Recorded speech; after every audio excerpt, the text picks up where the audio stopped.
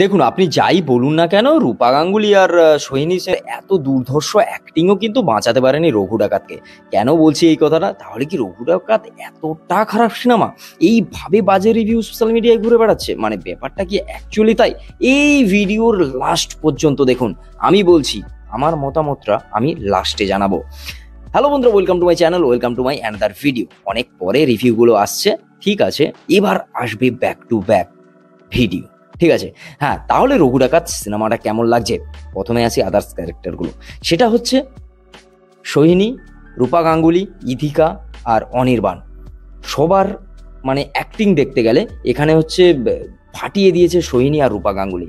R ইথিকার acting not bad, বেশ ভালো কাজ। পরপর কয়েকটা সিনেমার একের পর এক স্কেল আপ অ্যাক্টিং ঠিক আছে, রয়েছে ডিসেন্ট। এবার অনির্বাণের ব্যাপারটায় আসি। অনির্বাণ যে লেভেলের অ্যাক্টর, তাকে নিয়ে আলোচনা হবে বস। আর এখানে কোথাও গিয়ে মনে হয়েছে অনির্বাণের সেই অ্যাক্টিং কোথাও গিয়ে মিসিং আছে বস। এটা এটা মেনে নাও, এটা মেনে নাও বস। কেন বলছি? অনির্বাণ দুর্ধর্ষ অ্যাক্টর, তাকে নিয়ে কোনো কথা হবে না। এখানে গিয়ে কিছু কিছু লুক, কিছু কিছু জায়গা, কোথাও কোথাও গিয়ে আমাদের দেখা দেখা মনে হচ্ছে, কোথাও গিয়ে কপি মনে হচ্ছে। আমি কপি বলবো না, ইন্সপায়ার্ড বলতে পারি এটা। এইভাবে কপি চিপকে দেওয়াটা কোনো রকম, এটাকে এক প্রকার মূর্খামি বলা যেতে পারে। আর এই সিনেমাটাকে যেভাবে সোশ্যাল মিডিয়ায় খারাপ খারাপ বলা হচ্ছে, কিংবা দেব যেভাবে বলেছিল যে খাদানের বাপ লেভেলের সিনেমা নিয়ে আসবো, তো সেই সিনেমাটাকে ম্যাচ করতে পারছে কিনা সেটাই বড় কথা।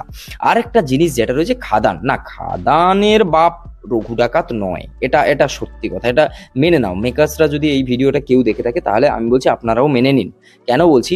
খাদান যথেষ্ট ফার্স্ট অ্যাটেম্প যদিও আমি বলি, ওই সিনেমাটা যথেষ্ট ভালো ছিল। আর হ্যাঁ, যদি আমরা ধরি হচ্ছে জাহাজের ওই সিকোয়েন্সটার কথা, যেখানে হচ্ছে দেব ইধিকাকে নিয়ে দড়ির ওপরে ওই শটটা দিচ্ছে, যেখানে টানটা নিচ্ছে, ওখানে গিয়ে কোথাও মানে একে তো রিভিল করা প্রথমে হয়ে গেছে যে জাহাজের সিকোয়েন্স আছে, এইভাবে শ্যুট হবে এইভাবে, আর সেটা গিয়ে কোথাও গিয়ে মানে একেবারে চোখে লাগছে। এরকম প্রচুর জিনিস রয়েছে এই সিনেমায়। হ্যাঁ, গানগুলো ওয়ার্ক করে বস, গানগুলো বেশ ভালো লাগে। কিন্তু যদি আমি হচ্ছে কন্টিনিউটি বলি, শুটিংয়ের কন্টিনিউটি বলো, বা স্টোরির বা বিভিন্ন জায়গার সিচুয়েশনের কন্টিনিউটি বলি, কোথাও গিয়ে এটা একটু মিসম্যাচ মনে হয়েছে। কিংবা স্ক্রিপ্টিংয়ের যে ব্যাপারগুলো, বা কস্টিউম ডিজাইনে যেখানে বলা হয়েছে যে একেবারে সব ডাকাতরা একই ড্রেস, একই ড্রেস আপ, একই চুলের স্টাইল, এরকম নিয়ে যে চুরি করতে যাওয়া যে জিনিসগুলো, এগুলো কোথাও গিয়ে একটু চোখে লাগে এই জিনিসগুলো। আরো আরো অনেক কিছু রয়েছে, যে পুরো খারাপ এই কথাটা বলবো না, বহু ভালো জিনিস রয়েছে। এখানে দেবকে দেখতে ভালো লাগছে, এখানে দেব যতবার স্ক্রিনে আসছে, দেবের থেকে চোখ সরানো যাচ্ছে না। হ্যাঁ, অনেক কিছু রিভিউ থাকবে, অনেক মিক্স রিভিউ আসবে, কিন্তু যদি এই জায়গার কথা বলা হয়, দেব যতবার স্ক্রিনে আসছে, সত্যি তার থেকে চোখ সরানো যাচ্ছে না। কিন্তু এই সিনেমায় সেই লেভেলের টুইস্ট বিল্ড আপ করা যায়নি। আমি বলবো কেন বলছি এই কথাটা বলার কারণ হচ্ছে, এই সিনেমার লাস্টের ওই টুইস্টটা, ওইটা পুরো ছিটকে দেওয়ার মতো হতে পারতো। ওইটা কোথাও গিয়ে প্রেডিক্টেবল হয়ে গেছিল, বা কোথাও ইয়ে হয়ে গেছে। এবার ঘটনাটা হচ্ছে, টুইস্টটাও ভালো, খারাপ নয়। কিছু কিছু টুইস্ট রয়েছে, কিছু কিছু জায়গা রয়েছে যেগুলো খুব ভালো রয়েছে। ওই জায়গায় যে একেবারে মানে যেভাবে ছুরিটা চালানো হলো, বা রঘুকে মারা হলো, ওই জায়গাগুলো ভালো, খারাপ নয়, ভালো হয়েছে। কিন্তু ওই জায়গাগুলো আরো ভালো হতে পারতো।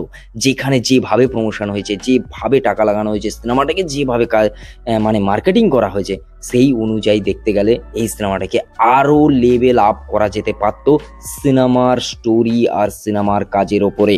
সেখানে গিয়ে কোথাও গিয়ে মনে হয়েছে এই সিনেমাটা একটু ডাউনের দিকে গেছে।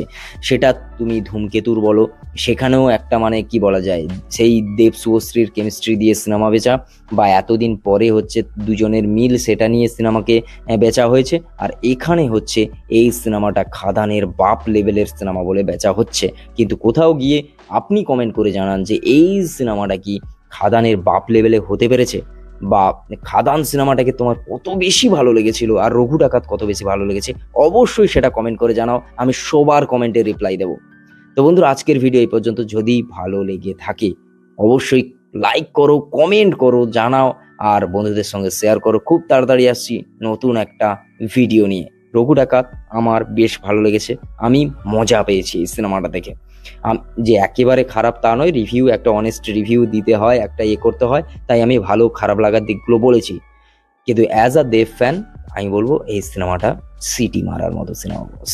কিন্তু সেই লজিক্যালি পুরো জিনিসটাকে যদি দেখতে যাও অনেক খারাপ দিক রয়েছে। চলো দেখাচ্ছে খুব তাড়াতাড়ি নতুন একটা ভিডিও। টাটা।